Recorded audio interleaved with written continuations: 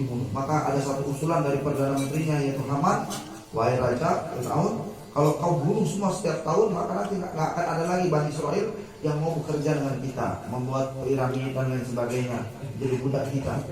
Maka kalau bisa jangan semua dibunuh. Maka Fir'aun membuat peraturan, tahun ini dibunuh, tahun besok enggak.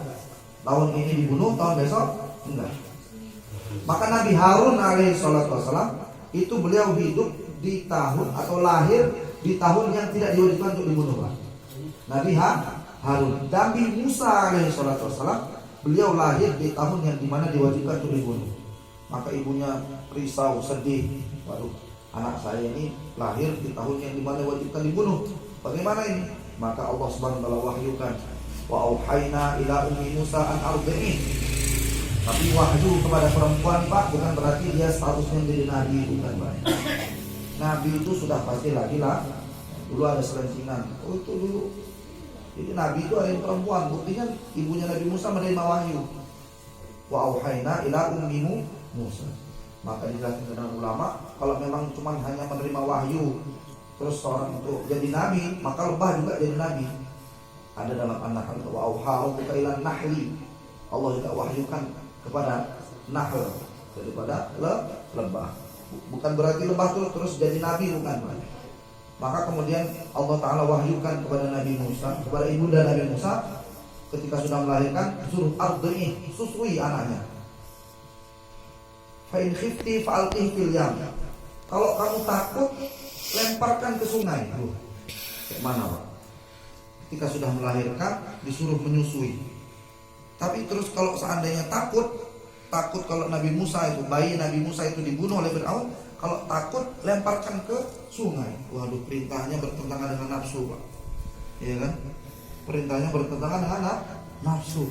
Tapi karena ini perintah Allah Ta'ala, maka ibunda Nabi Musa itu ikut apa maunya Allah. Kata Allah, wala takhafi wala tahzani.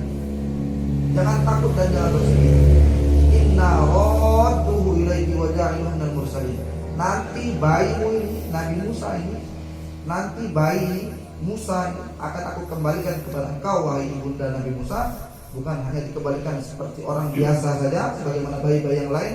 Wa ja'iluhu minal mursalin. Maka nanti akan kami jadikan dia sebagai seorang rasul.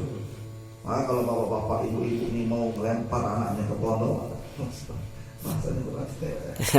Mau melempar anaknya ke pondok dengan hati yang lapang, hati yang ikhlas, sabar dengan perpisahan yang sementara, mungkin 7 tahun 8 tahun, Pak, ya, paling lama 7 tahun 8 tahun.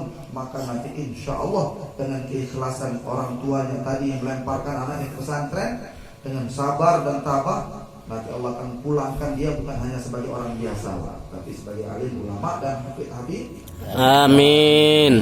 Maka kita yakin, Pak, Nabi Musa, ibunya Nabi Musa itu disuruh susui. Kalau kamu takut, lemparkan ke sungai.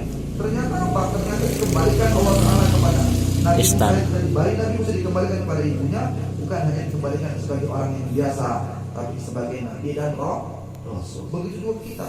Kita sabar, kita lempar. Makanya lempar itu kita antar anak kita ke pesantren. Kalau kita sabar dengan ujian-ujian dari Allah Subhanahu wa taala, sabar berpisah dengan anak sementara di pesantren 7 atau 8 tahun kurang lebih, ya kan?